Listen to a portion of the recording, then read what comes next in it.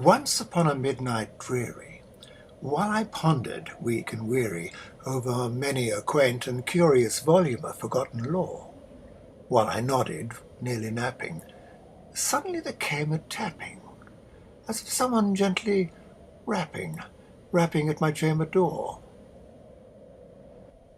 "'Tis some visitor," I muttered, tapping at my chamber door.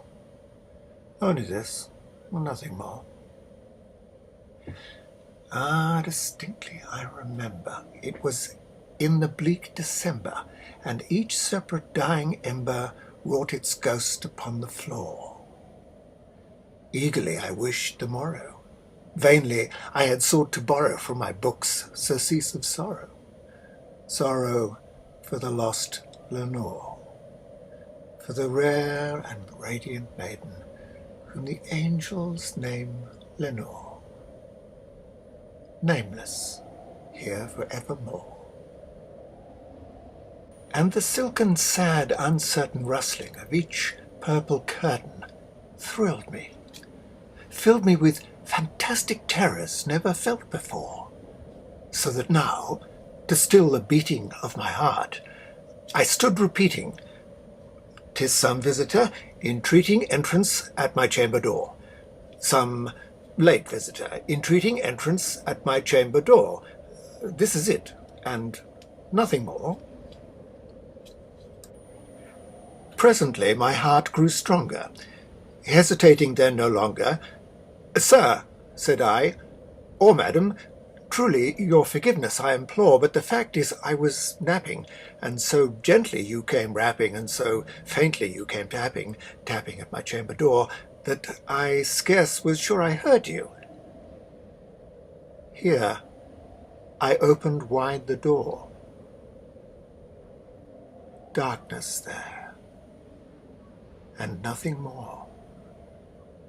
Deep into that darkness peering, long I stood there wondering, fearing, doubting, dreaming dreams no mortal ever dared to dream before. But the silence was unbroken, and the stillness gave no token, and the only word there spoken was the whispered word, "Lenore?" This I whispered, and an echo murmured back the word, "Lenore." Merely this, and nothing more. Back into the chamber turning, all my sour within me burning, soon again I heard a tapping, something louder than before. "Surely," said I, "surely that is something at my window lattice. Let me see then what thereat is, and this mystery explore. Let my heart be still a moment, and this mystery explore. 'Tis the wind, and nothing more." Open here I flung the shutter, when with many a flirt and flutter, in there stepped a stately raven of the saintly days of yore. Not the least abeyance made he, not a minute stopped or stayed he, but with mien of lord or lady, perched above my chamber door, perched upon a bust of Pallas, just above my chamber door, perched and sat, and nothing more. Then the ebony bird, beguiling my sad fancy into smiling, by the grave and stern decorum of the countenance it wore, "Though thy crest be shorn and shaven, thou," I said, "art thou no craven, ghastly, grim, and ancient raven, wandering from the nightly shore? Tell me what thy lordly name is on the night's plutonium shore." Quoth the raven, "Nevermore." Much I marvelled this ungainly fowl to hear discourse so plainly, though its answer little meaning, little relevancy bore. For we cannot help agreeing that no living human being ever yet was blessed with seeing bird above his chamber door, bird or beast upon the sculptured bust above his chamber door, with such name as Nevermore. But the raven, sitting lonely on that placid bust, spoke only that one word, as if its soul in that one word he did outpour. Nothing farther than he uttered, not a feather than he fluttered, till I scarcely more than muttered, "Other friends have flown before. On the morrow he will leave me, as my hopes have flown before." Then the bird said, "Nevermore."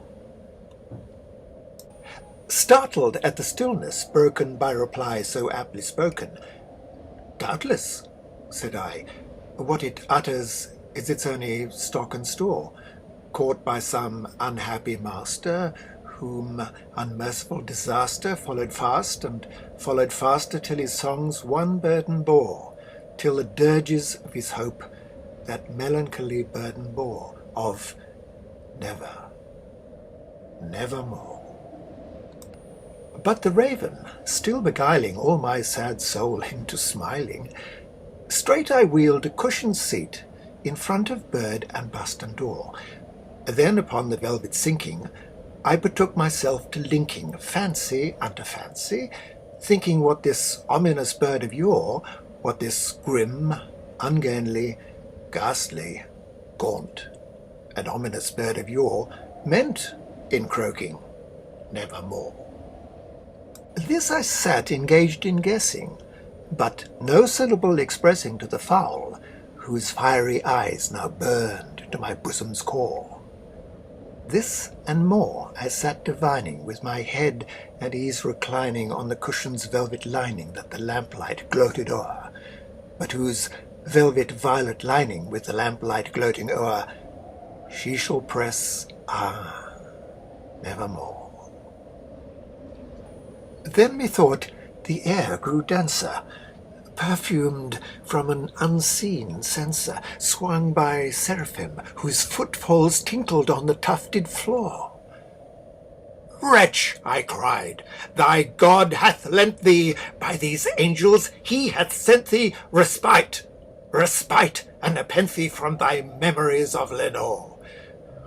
Quaff, oh quaff this kind nepenthe, and forget this lost Lenore." Quoth the raven, "Nevermore."